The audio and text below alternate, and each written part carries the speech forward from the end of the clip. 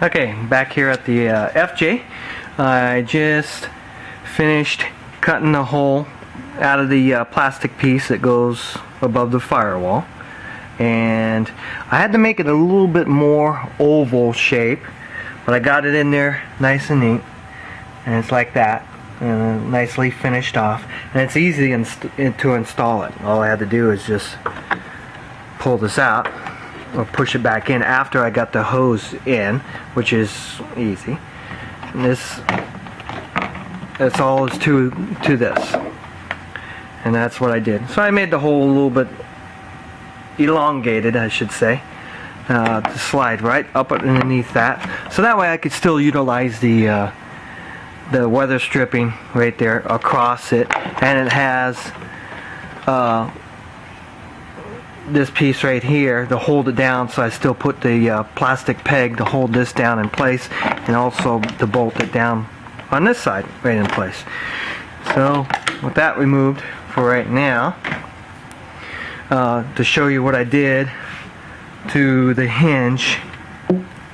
So there's the hose, and what I did is I cut a little bit off this bottom, I don't know what that's called, but I just cut it a little bit to make it a little bit easier transition for the vac hose right there. And it was very easy.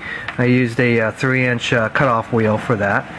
And then I used this 3-inch cutoff wheel just to trim this piece here. There's like a little tab that hang down, and another one of these things.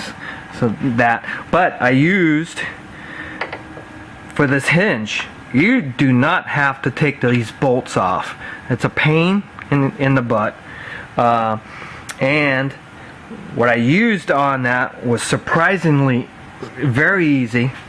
I used my Sawzall with a very fine tooth blade to cut through metal, and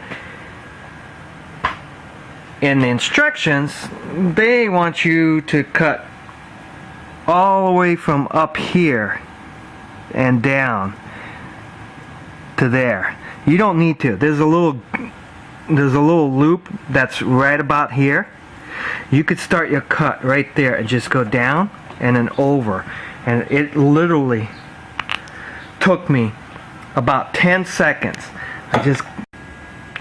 Okay, now for the hard part. I'm gonna go ahead and install the cowl piece and bolt it on. So I already got my hose routed through, and I got the clamp ready. And what I did is I put a little molding right here to keep it from cutting into the rubber intake hose, because it was sharp right here. So I put this molding here so it will protect it a little bit more.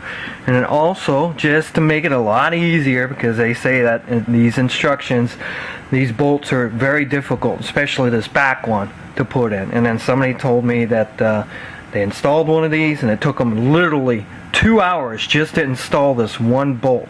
But I'm going to make it a lot easier. What I did, got my cowl prepped. If you could see, for the bolt in front, I glued it's a 1/4 20 wing nut, and I just super glued it on there just to hold it in place. And you don't need a lock washer or anything, because when I bolt my bolt through the bottom of it, it's going to grab, and that's going to hold in place and act like a lock washer. And then that's for the front. But for the difficult back one, I'm just going to use the plastic clip that came with it originally. This is strong enough, and what I did, if you could see on the plastic clip, it's hard to see, but I drilled a little tiny hole through the underneath of the plastic clip and installed a stainless steel cotter pin, and that's holding it in place. You can see it right there. Finally got the cowl piece done. The little flange on the end there. It did take a little while to put the bolts in. I had to get to a little tiny bolt and nut that was way back there, 2 of them, and then one over here. And it was a pain in the butt, like they did say. And here's my inlet. piece going into the engine bay, and that came out nice. But I wish the inlet vacuum hose, intake hose, was a little bit smaller in diameter, because that was a pain in the butt trying to force that through. It's like putting a 3.5-inch diameter hose, jamming it through a 2.5-inch opening, and it just forced everything back up. So what I end up having to do is I had to replace. I was going to use this plastic clip in the back, but I didn't do it because there was so much force from that hose popping everything up. So I ended up using the recommendation of the stainless steel bolt. It was a pain in the ass to get to, but it took a while, but it was worth it because it cinched everything down. So it looks pretty nice now. And then what I'm going to do next is I have my AEM cold air intake system right here, and I'm going to cut a 3-inch, I'm going to take this out, cut a 3-inch opening hole right here, and then pipe that inlet hose right into the side of this air filter, and that should give enough air flow. It'll cause like a Venturi T suction vortex, whatever you want to call it, and that will pipe enough air through there to get what I need to do. And I'll be doing